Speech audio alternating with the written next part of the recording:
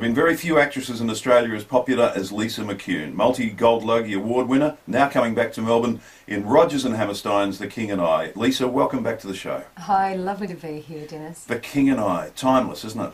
It is timeless, and I was actually thinking about coming and talking to you earlier today, and I thought when we did an interview about South Pacific last year, you actually asked me what was a role that I would like to play, and I said I'd love to play one day Anna in The King and I, but I said the chances of that being done were pretty slim. Within a year, it's all happened. I know, and it was funny because it was with you that we discussed it. Isn't that, that's incredible? Yeah. So why this role? Why is it so important?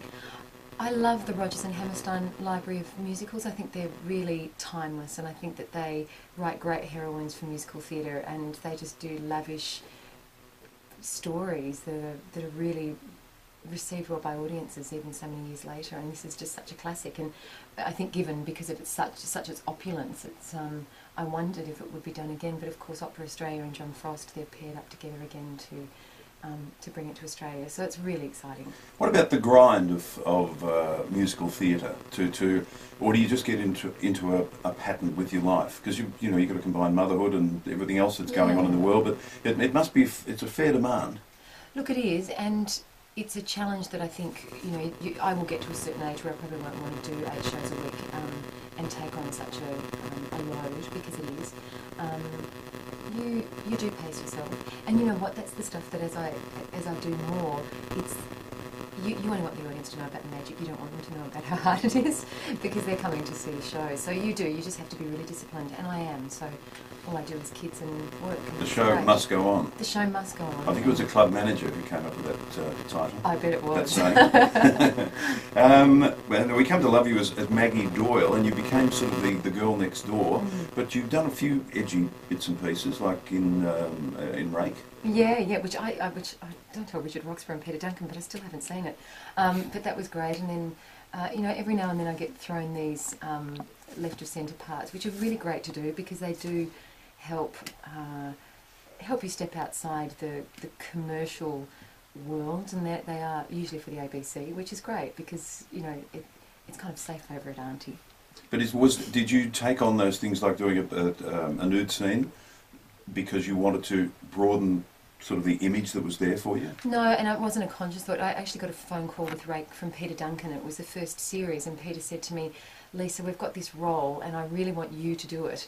And I mean, he probably wanted me to do it because I did have such a image that I had after Blue Heelers. And he said, "But you do have to do this one scene with Richard." And because it was Richard Roxburgh and Peter Duncan, and it was on the ABC,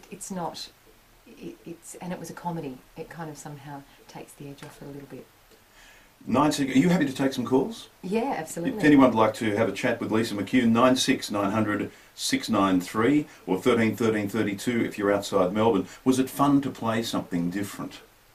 In something like Ray? Yes. Well, look, recently I've done another little job with Peter Hellier. It's a Date for Princess Pictures, ABC.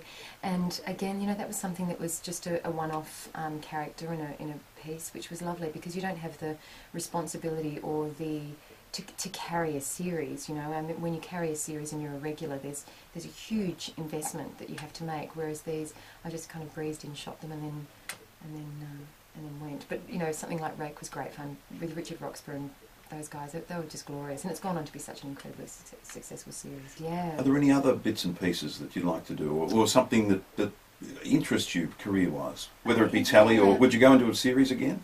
Oh yeah, I love doing series TV. I think it's great. And Reef Doctors, which didn't do well commercially for 10, is a beautiful show. And for anybody that's looking for a great Christmas gift for kids, I think you can get it on DVD now. It's a beautiful show.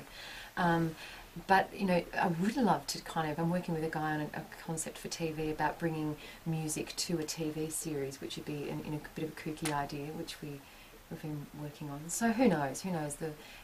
I don't know. I'll just wait and see what happens and what opportunities come up. Well, I know there'll be lots of listeners who are keen to be a part of The King and I, sit in the audience and just enjoy the music. And one of the reasons I like Rogers and Hammerstein is that the music just makes you feel good.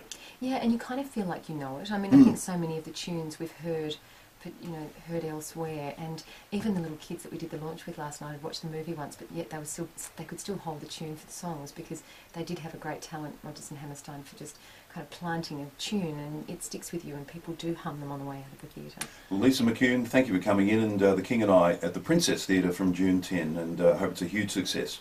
Talking Melbourne.